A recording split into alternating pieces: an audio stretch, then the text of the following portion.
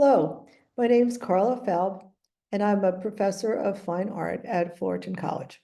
I created this presentation to tell you a little bit about my accomplishments during my fall sabbatical.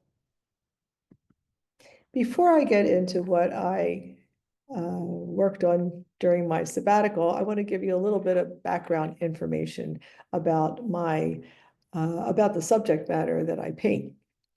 I have been painting roller coaster structures since the early 2000s. I began when I was in grad school at the University of the Arts in Philadelphia. Now, prior to this, I had been working with ceramic sculpture, abstract ceramic sculpture for a couple of years, and I was getting back into painting. My undergraduate degree is in painting. And to do that, I was working representationally, and I was looking out of windows and painting the views that I would see out the windows. This was the view that I saw from my studio in Philadelphia. And at the time, they were constructing the Kimmel Center, which is a large auditorium for the Philadelphia Orchestra. Here you can see the crane. And the workers, which I did not paint in this painting, were traveling on carts up these steel beams, inserting these large glass panels into the roof. And I thought to myself as I was making this painting, gosh, that really looks like a roller coaster ride. And I kept thinking about it and I thought, what would it be like if I painted roller coasters? And I shared that with my advisor, and she said, well, Carla, that could be your thesis. Well, it did indeed become my thesis, and I continued working with roller coaster structures for many years since then, and I continue to do so. So in my early paintings, I decided that the only way to really capture the energy and the movement of the ride was to ride in the front car and take photographs. So back then, my husband and I would ride in the front car and I would carry a disposable camera because I was concerned that it might fall and break. And so I did not want to use an expensive camera on the rides. And during the ride, my husband would take the photos and I would direct him where to shoot. Afterwards, I would get the photos developed, enlarge them to various sizes by Xeroxing them, and then cutting those Xeroxed images apart and constructing collages to create these labyrinthian journeys with the roller coaster photos that I took. After a while, my husband got tired of taking the photos and he was very inventive and he suggested that I find a shirt where I could make a pocket on on the top of my chest, right under my neck, where I could insert a camera. And at this point, I'm using digital photography. Insert a camera and be able to take a video of the ride. So that's what I did. Unfortunately, the first time I rode this particular roller coaster, which is called California Screamin', and I traveled to California and I did that with a grant from the Geraldine R. Dodge Foundation for Artists Educators. And I was very excited to use this new setup. I rode the roller coaster and it was daytime, thinking that I recorded a video. Afterwards, I got off the ride, I checked my camera, and I discovered that I recorded nothing. And that was because I inadvertently shut off my camera as I closed my pocket on my shirt. Well, the only other time we could get a ride on that roller coaster at that point was in the nighttime. And I thought, oh, I don't think that's going to work very well at all, but let me try it anyway. So my camera mishap led to my first recording of a nighttime ride, and I actually loved the imagery. And so it's just kind of funny how that all came about.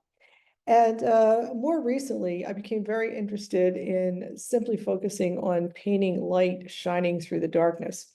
And that's been my primary focus recently.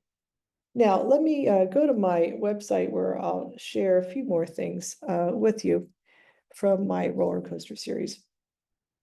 And so if you go here to portfolios and to roller coasters, I thought that California Screaming, the coaster I just showed you, I thought that would be my very last painting of a roller coaster.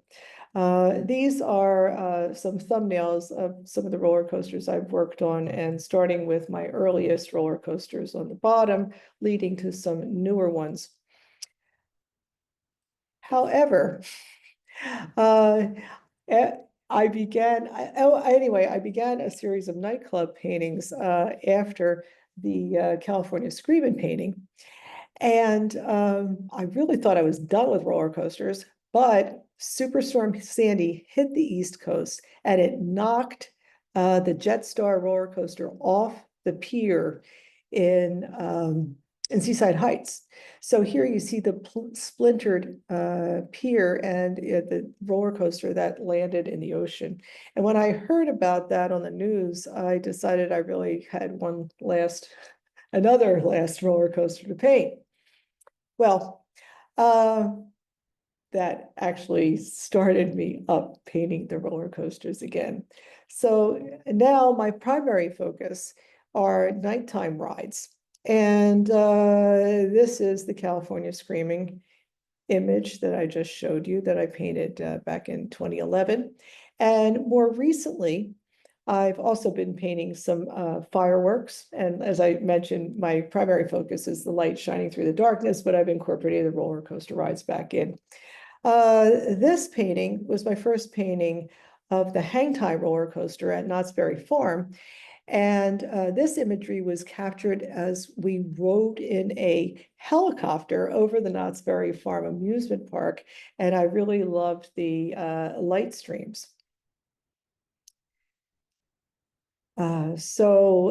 Other more recent paintings that I've done and continue to do throughout my sabbatical were based on a ride that I took in the twilight on the same roller coaster as California Screaming, but it has been refurbished as the Incredicoaster at Disney's California Adventure. And so this one is called Ascension, and that I did before my sabbatical, and which will lead me right into the work that I have been doing during my sabbatical.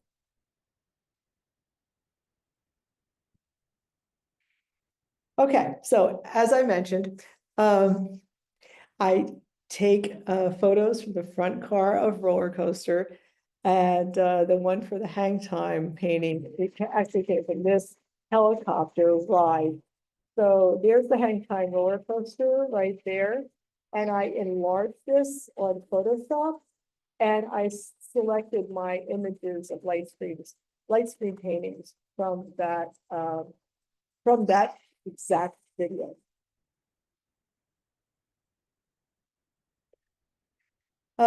This is one of those paintings. So this is the fourth hang time painting that I created. And I included the dates that I worked on them, and also how long it takes. So these paintings take quite a while. They're photorealism, but not really the photorealism that you usually think of. So they're photorealism, but they also look abstract. And the edges of most of the light streams are blurry, and that really takes time to do. So I'm going to just kind of move my picture right over here so you can view the entire painting. This one I started during the summer, July 30th, and I worked on it through September 4th. And as you can see, the whole painting took me about 172 hours. So this was really the first entire painting that I created during my sabbatical. And this one is called Divine Sparks. It measures 24 inches by 48 inches, and this one took 196 hours. Then I took a break and did a smaller painting. This one took a couple weeks in October, about half a month, a total of 83 hours. And all of these paintings that you're seeing, this painting right here is also from the Incredicoaster ride. This one is called Accelerate. And I began it November 1st and I finished it on January 4th. And this one took 278 hours. So here you can really feel the rush of the ride. And what I really love about this composition is how large the structure is on the left side and how abstract it is. So my work is really a blending of abstraction and realism. Symbolically, the way I see my paintings is the roller coasters basically symbolize our life here on this planet and all the, all the literal emotional ups and downs that we go through. And the light for me symbolizes our higher selves or our spirits. And I believe that we are all connected through the light. So light for me is very important. This painting I hadn't finished. Well, no, I began it during our winter break, January 8th, and I finished it up right before I had my one-person show, which is still going on at the Billis Williams Gallery. This one took 232 hours. Okay, so to give you a little background about how long my paintings take and kind of how it goes, I made a stop action video, which I also shared on Instagram for people to see. And I'll show you that in a minute. This is my studio where I worked. And here you can see a painting that I began, and the part that I've worked on that's pretty much finished is the upper right corner. Here you'll see the structure of the roller coaster and how I blocked in the shadows, and I also painted the lights. I painted the lights in the bright yellow. So this is basically my underpainting or my drawing that guides me as I'm working. Okay, so with this stop action video, I took a photo of my painting each day when I was working on it. So each time you see the screen change, that shows you like another day's work.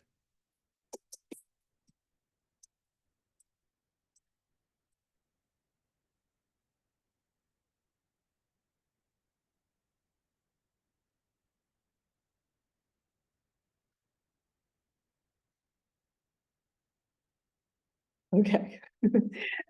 So another way that I start paintings, and this is a little different than the previous image that I showed you, is called imprimatura. So an imprimatura is where you use a single color and you you thin it down using paint thinner. Now I use odorless paint thinner, so it's not toxic. And for this one, I used the Gamblin Brown Pink. And what you can see is there's a wash of the paint over the surface of the canvas. And then the lighter parts, I used a brush and some paint thinner to wipe those out. And then I used the paint a little bit darker to put in the shadows. So that's how I begin one of these paintings. And then I work section by section. And here you can see the painting a little bit more than halfway done working in the studio. Okay, so I made another video, and this was kind of fun. This is a time-lapse video.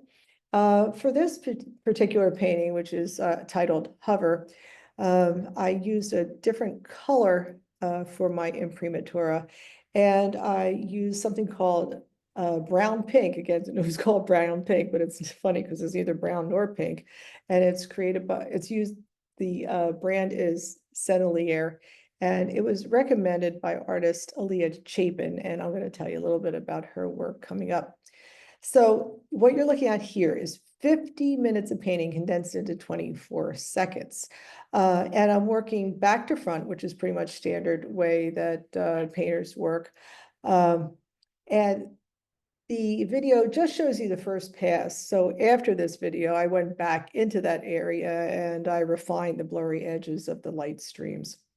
So here's 50 minutes in 24 seconds.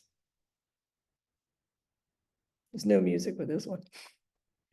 So you see that I'm blocking in the color of the background first, and then I'll go back and I will paint the light streams.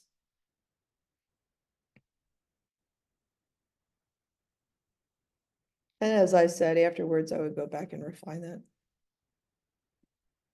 Oh, there I go again.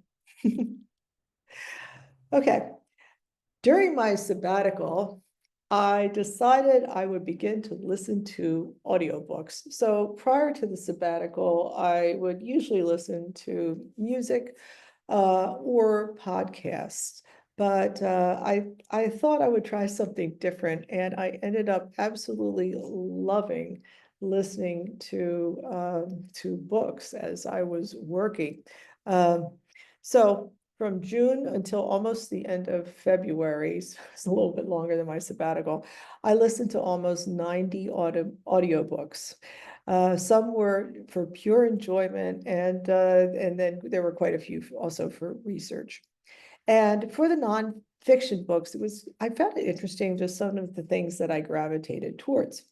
I read quite a few women's autobiographies, and some were really poignant to me, and really well, I'll get into that next slide. Anyway, these are the women's biographies that I read. There were several books on creativity that I listened to. One was by Jerry Saltz, How to Be an Artist. Rick Rubin's book. Rick is a music producer, produced the Red Hot Chili Peppers. He wrote The Creative Act. It was brilliant. I'll tell you a little bit more about that next slide.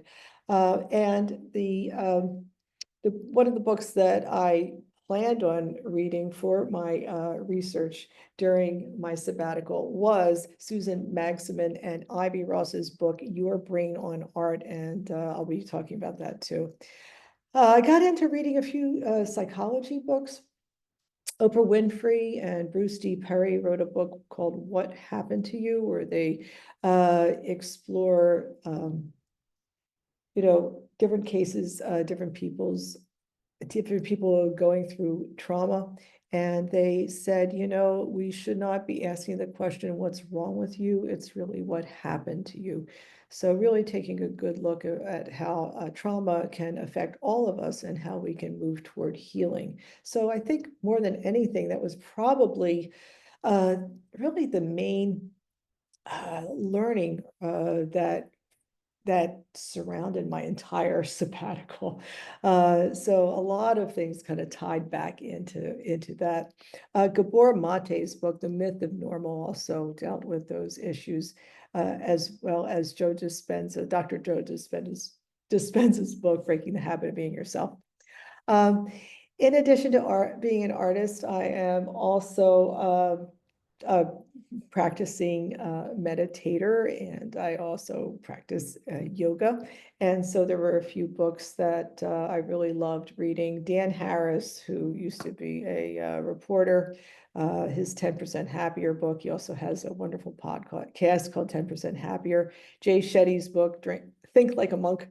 And I love this book by Desmond Tutu. It was a long conversation over several days between Desmond Tutu and the Dalai Lama when Desmond Tutu went to visit the Dalai Lama in India for his birthday. It's called The Book of Joy. And the man who organized it and wrote it was Douglas Abrams. Now, fun fact, Douglas Abrams he worked with Laura Love Hardin, and Laura Love Hardin went with them not to Tibet, but to India, where the Dalai Lama is located now, to help write the book. And Laura Love Hardin's book was brilliant. It was called Mama Love, and it told her story of addiction, and then she ended up going to jail, and then her healing process when she began, writing and working for Douglas Abrams. I had no idea that those two books were connected when I borrowed them, so that was yeah, quite interesting. Okay, so here's some of my here is, I'm going to move myself down there. Here is some of the wisdom from the readings, two of the books that, made maybe what the most profound impact on me, besides Your Brain on Art. So Becoming by Michelle Obama. I love some of her ideas that she shared, especially the power of small. I'm somebody who at times suffers from anxiety, and the whole idea of taking things one step at a time, doing small tasks and trusting the process, that's something that I repeat this in class for my students all the time, because many of them, as they are many of them are beginning art students and learning to draw, and they get very overwhelmed. And so I thought this was brilliant advice. Um, and I love this too. Avoidance is our adult equivalent of our childhood fears. We can be afraid of change, afraid of facing newness, which can lead to bigotry. And basically, we're afraid of losing control. Our hurts become our fears, then become our limits. Competence is the flip side of fear. That one really stuck with me, because the more I painted, the more I practiced my painting, even though I've been painting for years, every time, and many artists will be able to, and many people will be able to identify with this. Often when you begin a new project, it's always a bit of a learning curve, and there's always some anxiety associated with that. Um, and it's good to understand that basically our fearful minds are there to keep us safe.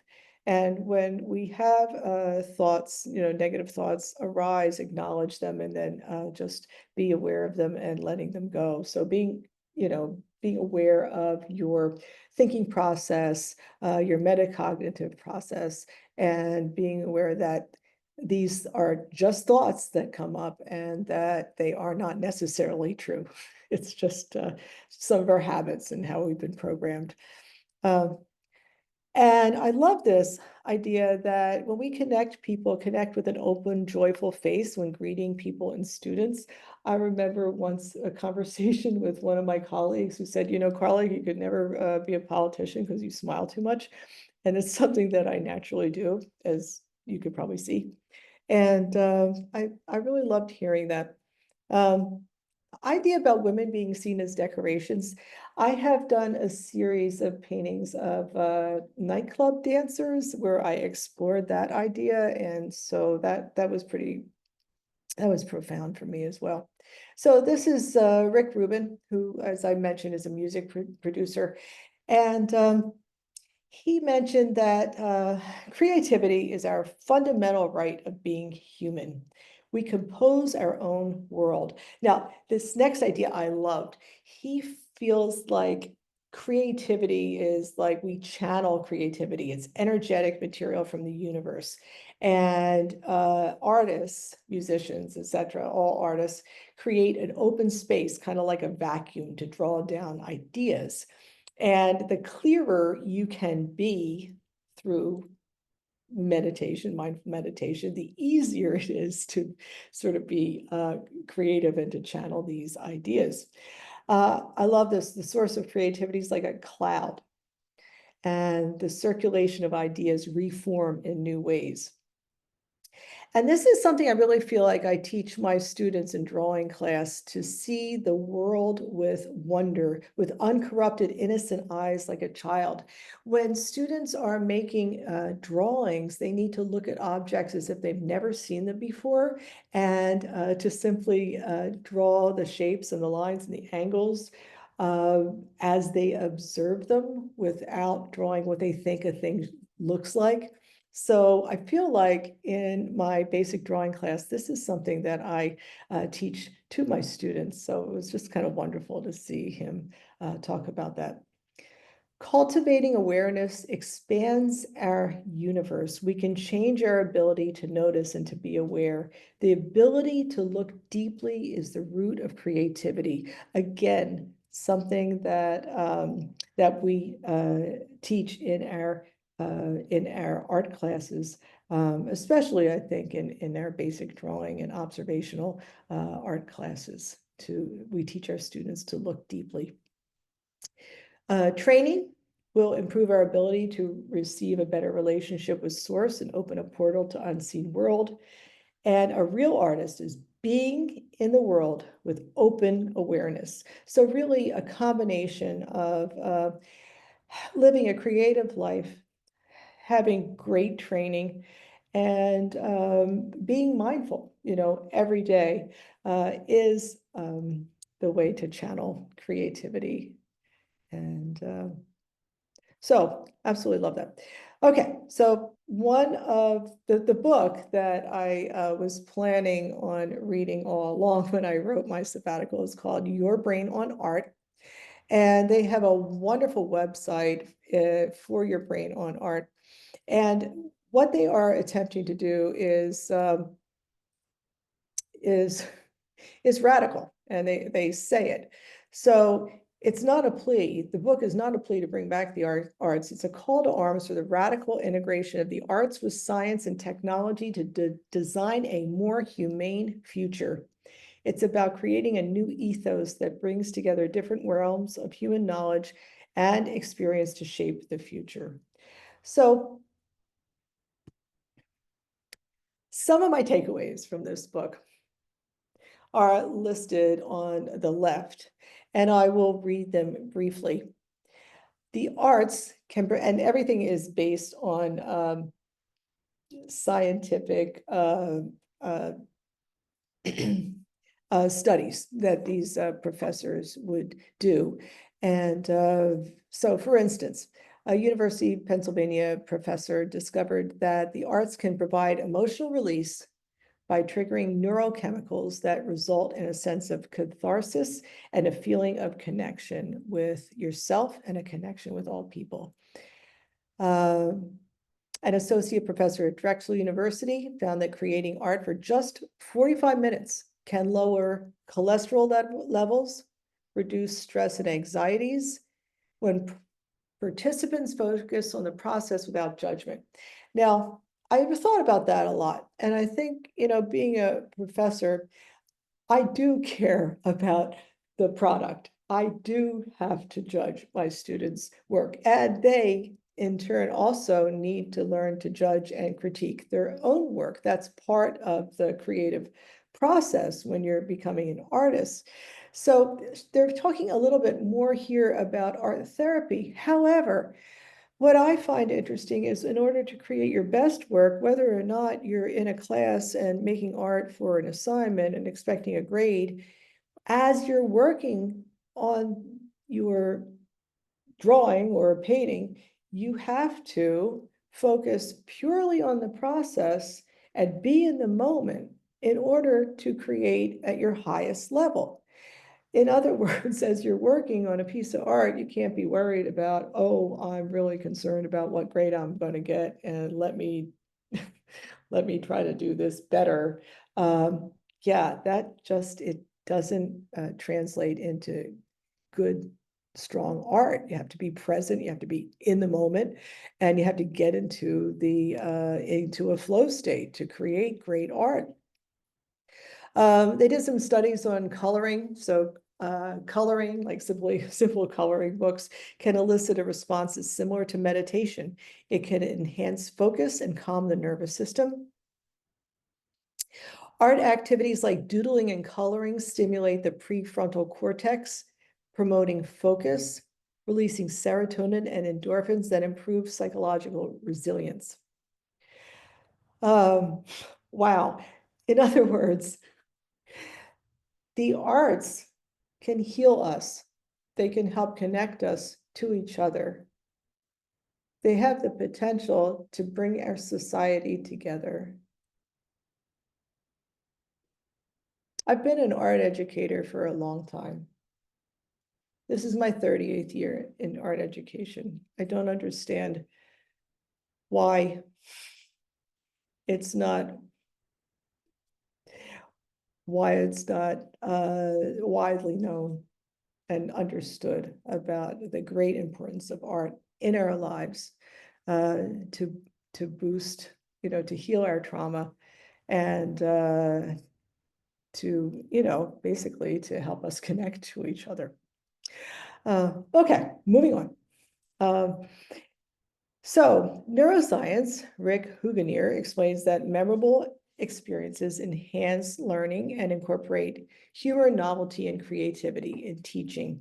Okay, so what I'm reading here is, when you're a teacher, in order to make your teaching memorable to students, you need to present it in a way that incorporates humor, some novelty and creativity, and then they will remember it more. So that will boost the synaptic plasticity and sculpt new circuits in your brain and help rewire your learning more quickly than just a dry lecture. Okay, then I think this for me was one of the most important takeaways. From 2001 to 2007, there was a professor, Ellen Winter, at Boston College. She was also a senior research associate at Project Zero at Harvard, and Lois Hetland, who is professor of art education at Mass Art. They conducted some studies of 5 artist educators and their classes, and they wanted to examine how learning translates into other life skills. And this is something that I have found throughout the years that I've been teaching too. Good art education translates into other life skills. Here's what we learn, or what we can learn, when we teach students art. Students learn to observe and see accurately. They learn to envision by creating mental images. They express themselves and find their own voice. They learn to reflect about decisions that they make. They become critical and learn to make evaluative judgments. That's what we do during critiques. Making art, you learn to work through your frustrations, to engage and persist, and to explore, take risks, and benefit from the many mistakes that you're going to make along the way. Now, what you may have noticed that many of these skills involve executive function, which is the ability to reach your goals by planning, making decisions, and inhibiting distracting impulses. All of that, all of those valuable life skills are taught in the art classroom. Okay. Now, for my artist research, my goal was to really discover some underrepresented artists that were interested in some of the same types of imagery that I was. Although I did start my artist research with with James McNeill Whistler and Peter Alexander, who are definitely not underrepresented.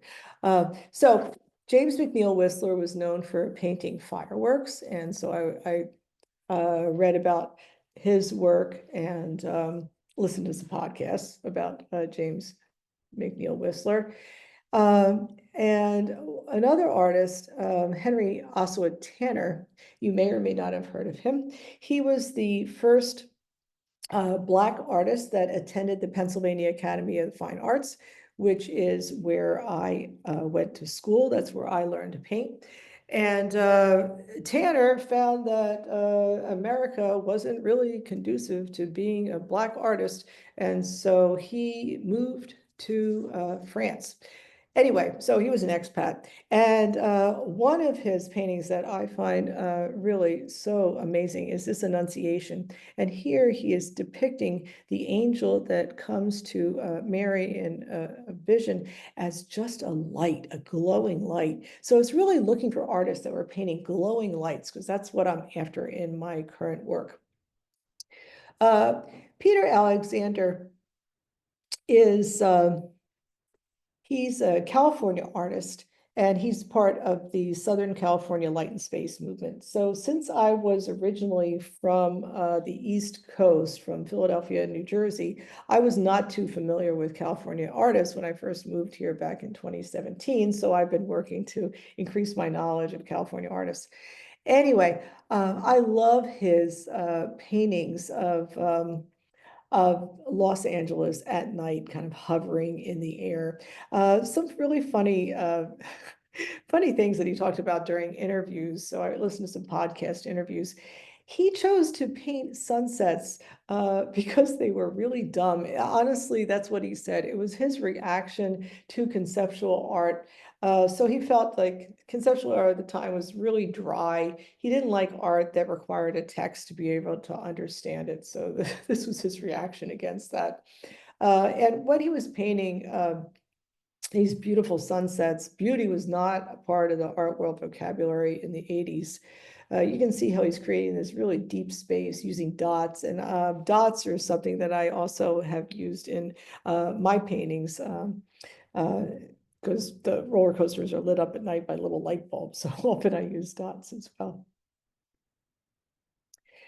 As I continued with my artist research, I found paintings that had luminous qualities were often created by artists who delved into spiritual practices. So one artist I was particularly interested in was artist that lived in the desert in Cathedral City near Palm Springs. Her name was Agnes Pelton.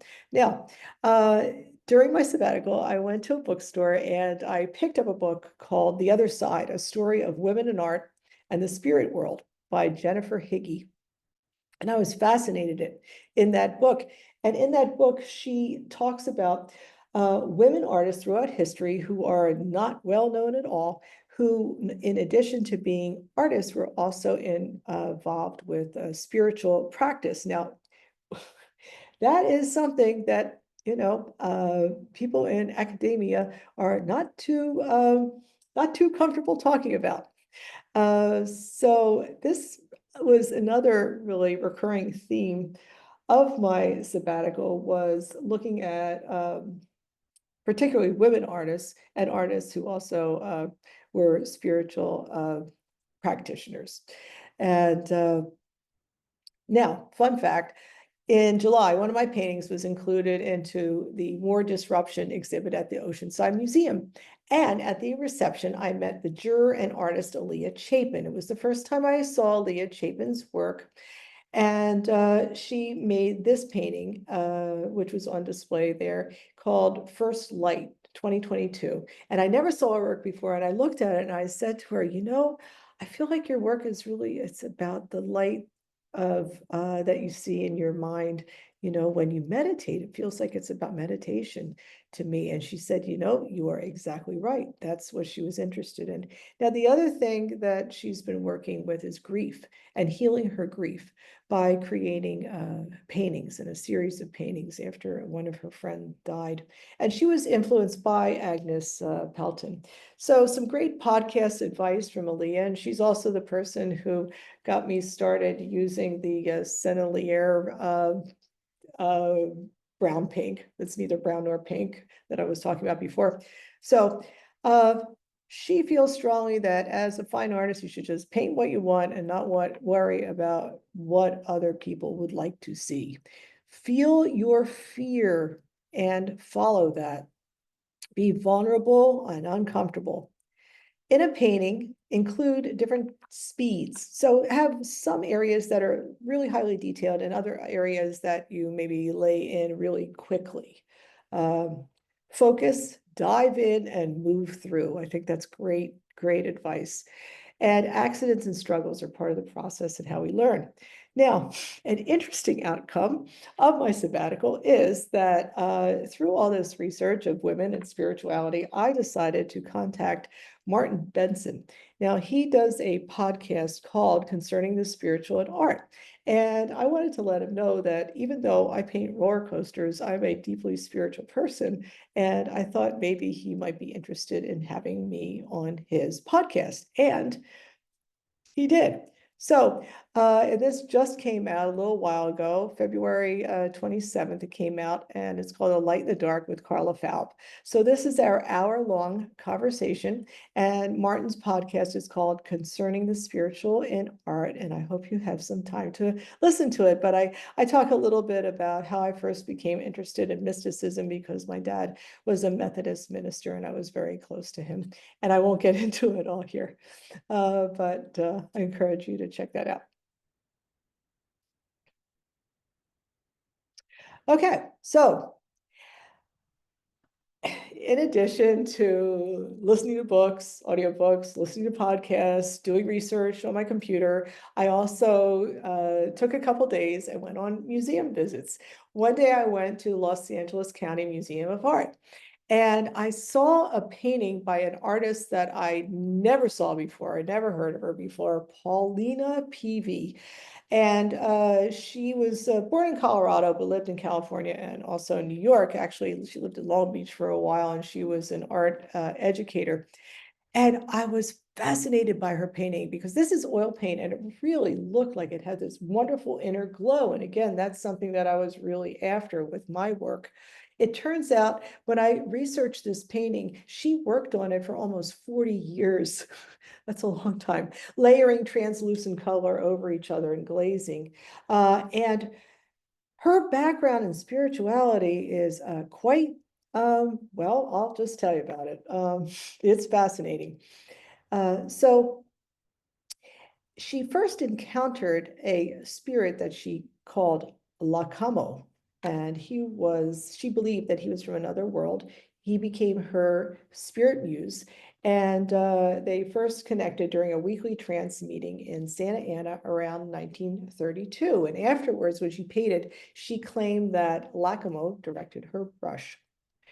She believed that humanity was evolving toward one androgynous species that she called one gender perfection through contact with advanced beings or UFOs. So of all my research, that certainly was the most far out. Okay, so also at LACMA, I was fascinated with this painting, which is absolutely huge. Uh, so it, covers like a gallery wall. And, with all this talk about, spirituality, which is really a huge part of my work, we can't get away from the fact that I also paint roller coasters, which are very much part of our pop culture. And as a person living in the world, I'm also deeply concerned about our culture and our politics and the real world that we live in.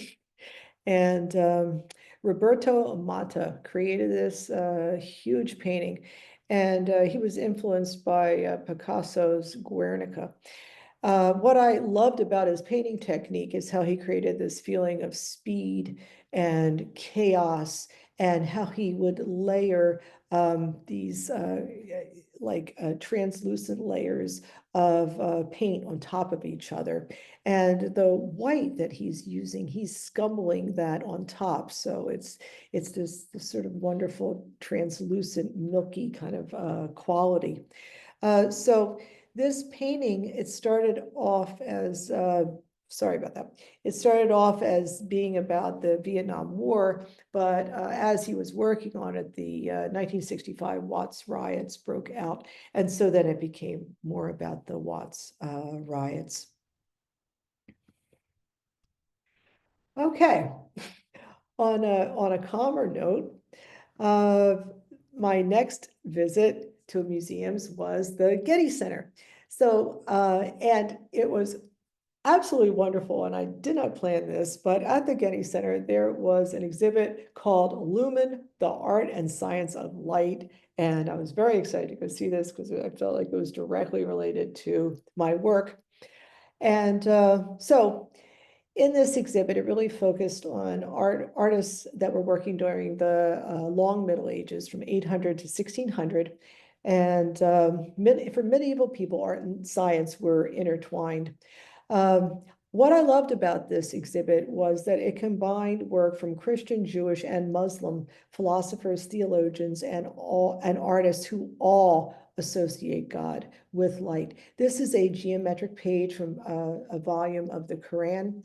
And the geometric patterns convey a sense of infinity, boundlessness, and variety, but also the oneness of God.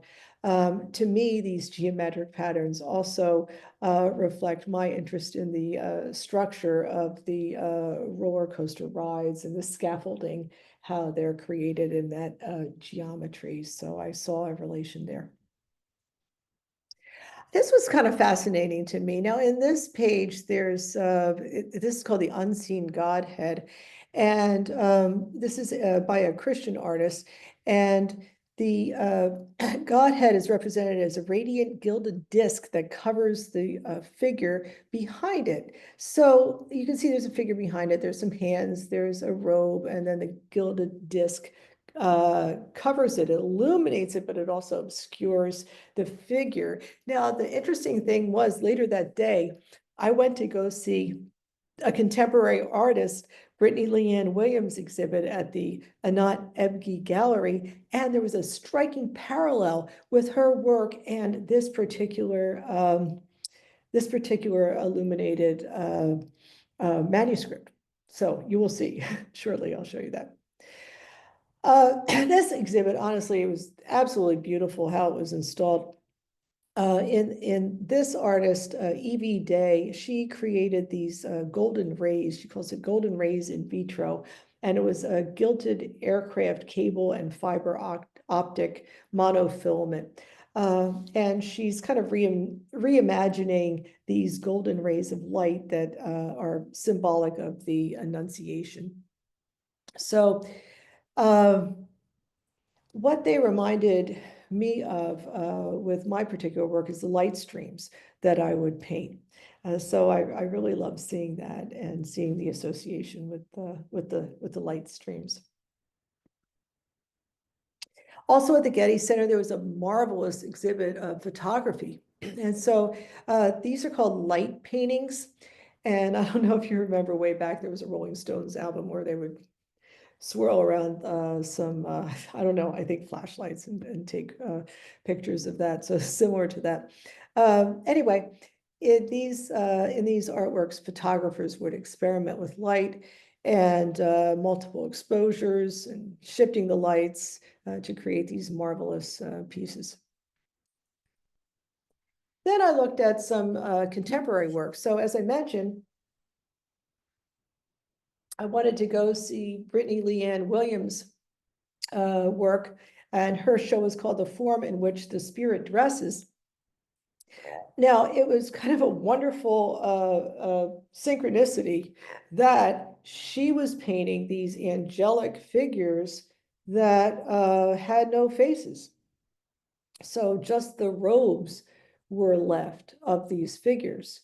And I'm sure you notice that these very, very thin little lines are similar to the streams of light coming down, and that were used to symbolize the spirit of angels connecting with Mary for the Annunciation paintings. So and Brittany does a lot of research, so she would have known these things and incorporated them in her work. So for Brittany, she's a African American artist, and she paints the African American figure red. And here is a figure in sort of a if you're a yogi, it's a child's pose position, or it almost looks like she's womb-like, just all hunched over. And a lot of her figures, she will paint with this hunched over back, really symbolizing the work that in specifically that Black females have done throughout history.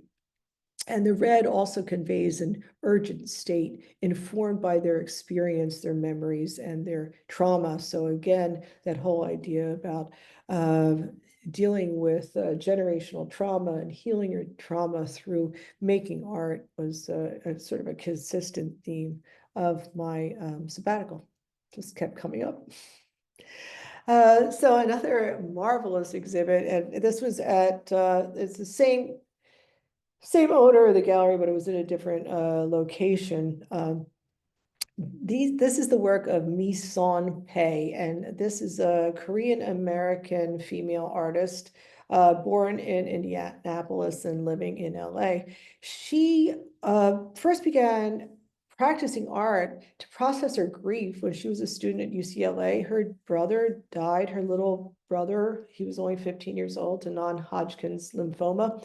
And in an interview, she talked about producing like a whole series of paintings to get into the UCLA art program, very, very quickly, but just processing her grief. And she did get into that program. So that's a large part of what she does. So if you look at her work, it's kind of a combination of these organic body-like forms and fluids with with technology, with technological kind of structures that are directly related to her brother's illness. Now, fun fact about Mison, after graduating from UCLA, she attended El Camino College, which is a community college, to gain technical skills in sculpture. She took a 3D printing and she wanted to learn 3D printing and how to cut steel, make laser cut steel sculptures. So yay, community colleges. Okay, now, as a culmination of my sabbatical, I also created 3 tutorial videos on YouTube. So I call them oil painting process, oil painting tools of the trade, and oil painting preparation. And that's kind of in reverse order there. So in the preparation video, I talk about how to select colors for your palette, and I show how to mix accurate colors using complementary colors when working from a photo, and how to use Photoshop's color picker to check to see if your color is accurate. So it's pretty technical, and I do that in that video. In the oil painting tools of the trade, this is something that I've talked to students about periodically, kind of through over the years. A lot of times, people want to make oil paintings, but they don't know how to do so in a way that's like non-toxic and isn't going to like create lots of, odors that are not good to breathe in. So I have worked with oil painting for decades at this point, and have some good recommendations on supplies that you can use that will make your painting safer, to do at home. So non-toxic oil painting supplies. I talk a lot about that in that video. That one's pretty short. A longer video I created was one on process.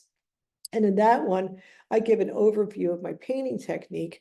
So these videos are published on my site. They're very new. This one I just put up an hour ago. So here you see me working on my painting in a little loop here. This is where I'm talking about tools of the trade, showing my little red oil can, where it's important to have that in your studio to put your oily rags. And in this one, again, like I was saying, I talk about all the different pigments that you can use and how to select colors for your palette. So I produced those 3 videos. The idea is that they are available for everyone, for the public all around the world, and as well as, obviously for my students to use, as well as any students, in Florida College. So professors should feel free to use my videos if they choose to. Finally, as a culmination of my sabbatical, I have and am currently having a show at the Billis Williams Gallery. It's in Culver City in Los Angeles. It is up until March 22nd, and I am giving a gallery talk tomorrow. Now, that you obviously will be listening to this video at a later date. So the gallery talk, I publicized it quite a bit on Instagram. I invited all my students from all my classes to attend, and I hope they come. So I'm giving the gallery talk, or as you're listening to it, I will have given the gallery talk on March 15th, and I'll cover a lot of the same ground that I did in this particular presentation. So this is just a shot of the gallery. Here you see a couple paintings, the ones that I'm circling, the Accelerate, Divine Sparks, and Hover. I created all of those during my sabbatical. This one, I created Gold Rush. This painting I created during the summer, during the Olympic Games. I was very inspired by our gold medalist gymnastics when I named that. And this is Ascension, and this one is from 2013 that kind of started that whole series.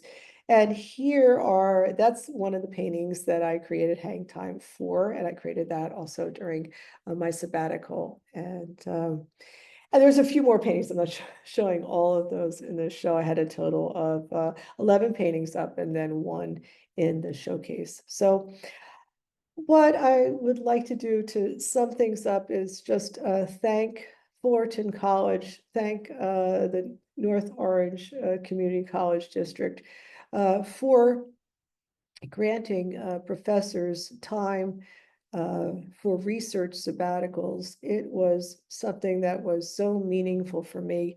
I've been an educator, as I mentioned, for many years. This is my 38th year. It's the first time that I ever had time off to focus on my work. And it was just fascinating how one thing in my research would lead to another, and how everything really started to focus on how art can truly be used individually and collectively to heal our trauma and also inspire others and bring happiness and joy and creativity into the world. So hope you enjoyed learning a little bit about what I accomplished during my sabbatical.